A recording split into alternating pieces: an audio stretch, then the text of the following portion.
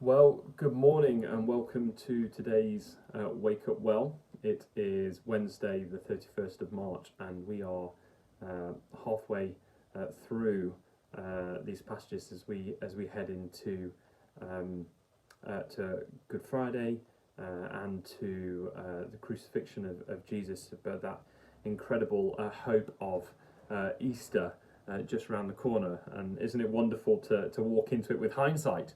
But at the moment we're wanting to sit in this place of lament this week, and sometimes that means considering even the challenging things and the challenging questions, and that's hard sometimes, isn't it? But today, the passage that I get to look at is within Luke 23, particularly verse 31.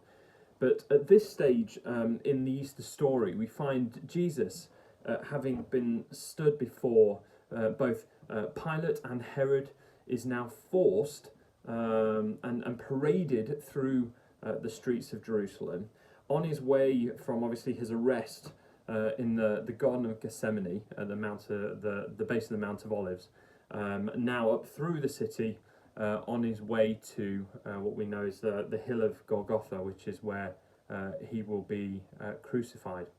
Let's be real here. Jesus is forced to carry his own cross, and this is not Jesus carrying a cross. As far as we know, he doesn't have superhuman strength. There is a tree upon which he is going to be nailed and crucified, that he is being forced to drag through the city streets.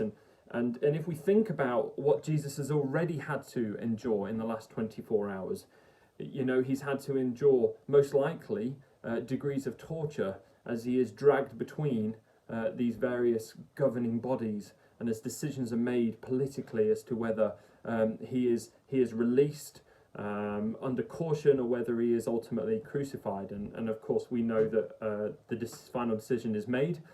Herod releases him, as does Pilate, to be crucified at the will of the masses. And this cross that he's carrying would surely have crushed him under the weight of it. I think he was probably exhausted. And it's at this point that Simon from Cyrene is grabbed from the crowd, and he's kind of forced to carry Jesus' cross, possibly because Jesus is actually struggling to carry it himself under the weight of it and his own exhaustion. And he carries it the remainder of the journey up to the hill of Golgotha. And it's here in this moment that we come across our passage for today. Now, a group of people, predominantly women, have been following Jesus, and they are weeping. There is wailing, wailing at the injustice of what it is that's about to happen, the decisions that have been made that have led to this point, just the sheer injustice of it. And in this moment, with everything that's going on, this is what Jesus says. He says, "Daughters of Jerusalem, do not weep for me, but weep for yourselves and your children. For the time will come when you will say, 'Blessed are the childless women, the wombs that never bore, and the breasts that never nursed.' Then they will say to the mountains, 'Fall on us,' and to the hills, 'Cover us.' For if people do these things when the tree is green, what will happen when it is dry?" And here the Lord is saying, don't wail for this moment, but mourn for every moment that is to come, for the life that must be lived without his physical presence. And the similarities to this moment are not missed by me, to that moment where Adam and Eve, having sinned and fallen short of the glory in the Garden of Eden, are kicked out of the garden.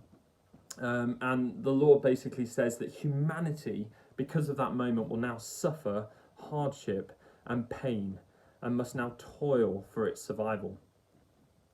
And then following this moment, Jesus is taken up to the hill of Golgotha with Simon carrying his cross behind him, and there they strip him pretty much naked before the impending crucifixion. And now clearly those soldiers that are crucifying Jesus thought, in death Jesus needs no clothes, so let's strip him. But really, demonically, the process of stripping a victim is about humiliation. It's in this moment they were trying to strip away every last remaining ounce of Jesus' humanity, to portray a symbol of weakness, a symbol of insignificance, as if the actions of the last 24 hours were not humiliating enough. For me, this morning, I'm challenged, on a number of levels. My guess is, like so many of us, but I often find myself bemoaning the injustice of my own personal circumstances, and selfishly placing myself and my needs above the needs of others. And I, more often than not, if I'm honest, will avoid humiliation and the circumstances that create that humiliation at any cost. Yet even in this moment, Jesus continues to think of others and consider them more worthy than himself.